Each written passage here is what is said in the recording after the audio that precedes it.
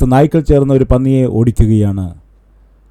ആ പന്നി പ്രാണഭയത്തോടെ ഓടി പോവുകയാണ്. അത് ജീവനെ ഭയന്ന് ഓടുംതോറും ഈ നായ്ക്കൾ അതിനെ പിന്തുടർന്നുകൊണ്ട് അതിനെ കടിച്ച് കീറുവാൻ എന്നവണ്ണം ഓടിക്കുകയാണ്. ഈ പന്നി കുറേ ഓടിയിട്ട് അതിനെ ഓടുവാൻ കഴിയാതെ വണ്ണം പെട്ടെന്ന് ഓടിക്കൊണ്ടിരിക്കുന്ന പന്നി അവിടെ നിന്നിട്ട് പിറകോട്ട് തിരിയുന്നു. എന്താണ് സംഭവിക്കുന്നത്? എന്ത് സംഭവിക്കുമെന്ന് പറയുക. അതിനെ കൊല്ലുവാനെന്നോണം ഓടിച്ചുകൊണ്ടിരുന്നതായ ഈ 10 നായ്ക്കളിൽ കുറച്ചെണ്ണം വടക്കോട്ട്, കുറച്ച് കിഴക്കോട്ട്, കുറച്ച് തെക്കോട്ട്, കുറച്ച് പടിഞ്ഞാറോട്ട്, ഇങ്ങനെ ഓരോരോ ദിക്കിലേക്ക് തിരിഞ്ഞ് മിണ്ടാതെ പോകുന്നു. ആ പന്നിയെ ഓടിച്ചതായ നായ്ക്കൾക്ക് പന്നി നിന്ന ഉടനെ അതിൻ്റെ മേൽ ചാടി വീഴാൻ കഴിയുമല്ലോ. എന്നാൽ അത് അങ്ങനെ ചെയ്യില്ല. എപ്പോൾ വരെയാണ് അതിനെ ഓടിക്കുന്നത്? ആ പന്നി നായ്ക്കളെ പേടിച്ച് ഓടുന്നത് വരെ. പ്രിയമുള്ളവരെ, ദയവിച്ചത് ശ്രദ്ധിക്കുക. പിശാച് എന്തു ചെയ്യുമെന്നറിയാമോ? നിങ്ങളെ ഭയപ്പെടുത്താൻ നോക്കും. പ്രിയ സഹോദരിമാരെ, നിങ്ങൾ ഒന്നിനെക്കുറിച്ചും ഭയപ്പെടേണ്ടതായ കാര്യമില്ല. ഭയത്തിൻ്റെ രീതി എന്താണെന്ന് ഞാൻ പറയാൻ കേൾക്കൂ. സാധാരണമായിട്ട് ഒരു പാറ്റ എലിയെ പേടിക്കുന്നു. എലി പൂച്ചയെ ഭയപ്പെടുന്നു. പൂച്ച നായയെ പേടിക്കുന്നു. നായ മനുഷ്യനെ പേടിക്കുന്നു. മനുഷ്യൻ നിങ്ങളെ ഭയപ്പെടുന്നു. നിങ്ങളാണെങ്കിലോ പാറ്റയെ ഭയക്കുന്നു.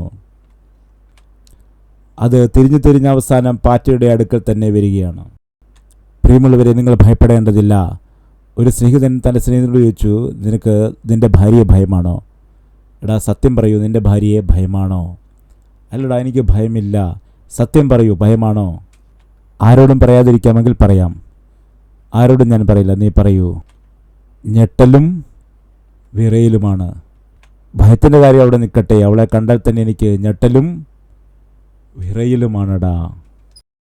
ദയവായി ശ്രദ്ധിക്കുക. പത്രോസിനെയും യോഹന്നാനെയും കുറേ ആളുകൾ ഇവരെ പിടിച്ചു നിർത്തിയിട്ട് അവരെ ഭയപ്പെടുത്തുവാനായിട്ട് ശ്രമിക്കുകയാണ്. ഇവരെ ഭയപ്പെടുത്താം എന്ന് പറഞ്ഞ് ശ്രമിച്ചപ്പോൾ പത്രോസും ഭയപ്പെട്ടില്ല, യോഹന്നാനും ഭയപ്പെട്ടില്ല. മറിച്ച് അവരാണ് ഭയപ്പെട്ടത്. ബൈബിളിൽ പറയുന്നു, പത്രോസിൻ്റെയും യോഹന്നാൻ്റെയും ധൈര്യം കണ്ടിട്ട്. പ്രിയ സഹോദരീ സഹോദര, നമ്മെ ഭയപ്പെടുത്താൻ നോക്കുന്ന ആളുകൾ എപ്പോൾ പിന്തിരിഞ്ഞു പോകുമെന്നറിയാമോ? നിന്റെ ധൈര്യത്തെ കാണുമ്പോൾ പിന്തിരിയും. പിശാചാകട്ടെ, പിശാചിൻ്റെ മനുഷ്യരാകട്ടെ, എപ്പോൾ ഭയപ്പെടുമെന്നറിയാമോ? നിന്റെ ധൈര്യത്തെ കാണുമ്പോൾ. നീ ധൈര്യത്തോടിരിക്കുമ്പോൾ. നീ എപ്പോഴാണ് ധൈര്യത്തോടിരിക്കുന്നത്? പറയട്ടെ. നീതിമാന്മാർ ബാലസിംഹം പോലെ നിർഭയമായിരിക്കും.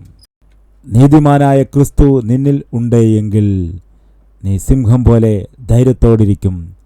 എന്നാൽ നിന്നിൽ പാപം ഉണ്ടെങ്കിൽ ആ പാപം നിന്നിൽ ഭയത്തെ ജനിപ്പിക്കും, ഭീരുത്വത്തെ ഉണ്ടാക്കുന്നു, നിന്നെ വീഴിക്കാൻ ശ്രമിക്കുന്നു. പാപം നിങ്ങളെ ഭയപ്പെടുത്തുവാനിടയാക്കുന്നു. ആരെയും ഒന്നിനെയും ഭയപ്പെടാതിരിക്കണമെങ്കിൽ ഒന്നാമതായിട്ട് നിനക്ക് ധൈര്യമുണ്ടായിരിക്കണം.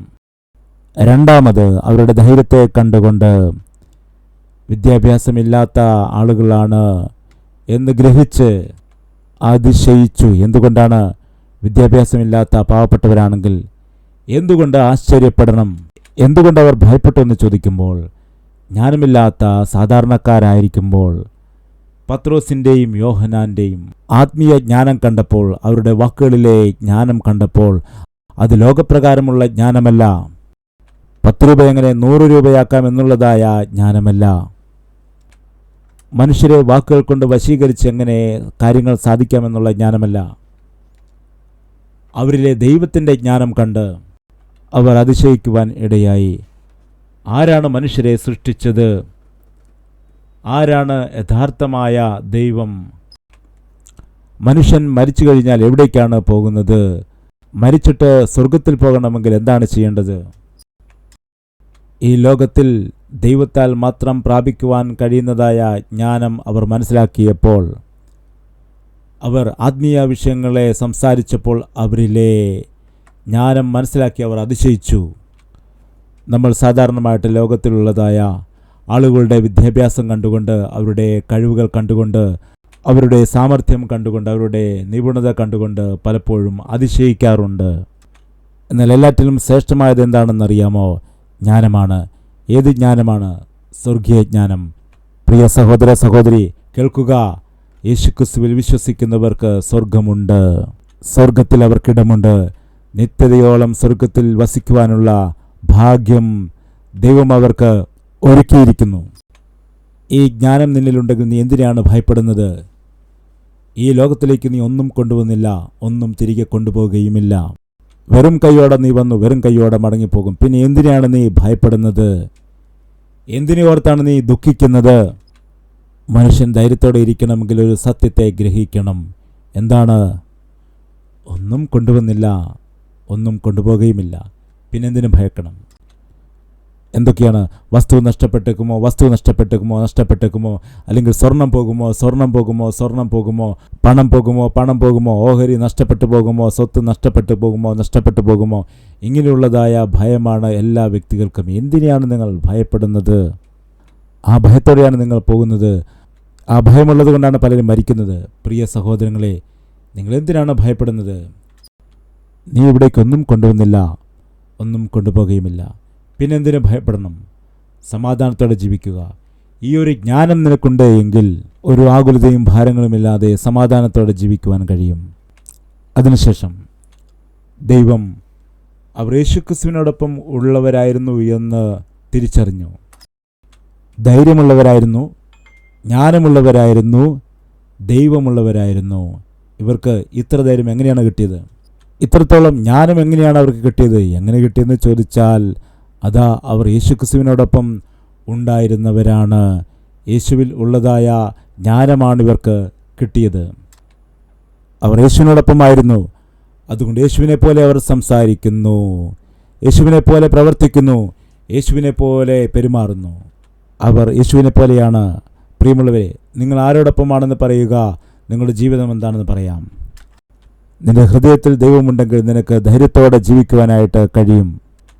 നിന്നോടുകൂടെ ജീവിക്കുകയാണെങ്കിൽ കർത്താവ് എനിക്കും വിശുദ്ധിയോടെ ജീവിക്കാൻ കഴിയും. അതിനുള്ള കൃപ നൽകണമേ എന്ന് നമുക്ക് പ്രാർത്ഥിക്കാം. ഇന്ന് ഈ വചനം എനിക്ക് അത്യാവശ്യമായിരുന്നു, കർത്താവിനോട് സംസാരിച്ചു എന്ന് പറയുന്നവരുണ്ടെങ്കിൽ ഒരു നിമിഷം കരമുയർത്തുക. നല്ലൊരു തീരുമാനം നമുക്കിന്ന് എടുക്കാം.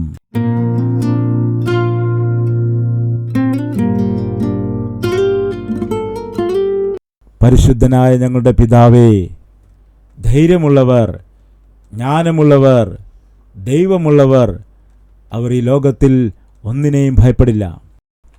നീതിയോടെ ജീവിച്ചാൽ ഞങ്ങൾക്കത് ധൈര്യം നൽകുന്നു. നിന്നെക്കുറിച്ച് ഞങ്ങൾ ആലോചിച്ചാൽ ഞങ്ങൾക്കത് ജ്ഞാനത്തെ തരുന്നു. നിന്നോട് കൂട്ടായ്മയുള്ളവരായിട്ട് ഞങ്ങൾ ജീവിച്ചാൽ അത് ഞങ്ങൾക്ക് വിശുദ്ധിയെ തരുന്നു.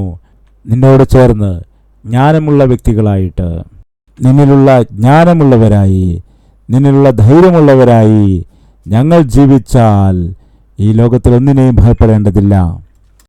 ഞങ്ങളുടെ ഇടയിൽ പലരും പാപത്തിന് ഇടം കൊടുക്കുന്നത് കൊണ്ട്, പാപം ചെയ്യുന്നത് കൊണ്ട് പിശാച് പലപ്പോഴും അവരുടെ ജീവിതത്തിൽ അവരെ കീഴ്പ്പെടുത്തുകയാണ്. അവരെ നരകത്തിലേക്ക് കൊണ്ടുപോകാനായിട്ട് പരിശ്രമിക്കുന്നു. കർത്താവേ, നിന്റെ കൃപയും കരുണയും ഞങ്ങളുടെ മേൽ കാണിച്ചുകൊണ്ട് നിന്റെ ജ്ഞാനത്താലും നിന്റെ ധൈര്യത്താലും ഞങ്ങളെ നിറയ്ക്കണം. യേശുക്രിസ്തുവിന്റെ നാമത്തിൽ അപേക്ഷിക്കുന്നു പിതാവേ, ആമേൻ.